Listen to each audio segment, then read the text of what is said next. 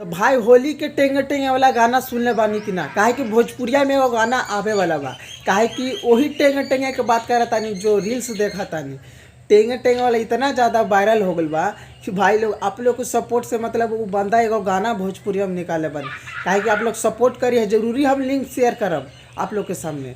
काहे कि अभी गाना तो ना यूट्यूब पर चढ़ल बा, मगर इन्फॉर्मेशन थोड़ा सा हम आप लोग के जानकारी हम देता नहीं कि टेंगे टेंगे वाला पर बहुत ही चला था रील। तो सोचनी कि एगो गाना निकाल ली, तो भाई एगो हमार बाप निकाली। अभी तो हम वीडियो में बताएं ना कि गाना कौन गैले बानी, खाली इतना हम बता देता नहीं कि राती के हमें पता चलल बा कि एक टेंगे टेंगे वाला पर होली के गाना आयल बा, जो कि आज शाम तक चढ़ जाए। काहे कि सिर्फ 2 दिन खातिर चढ़ी, मगर चढ़ी आज शाम तक चढ़ जाए।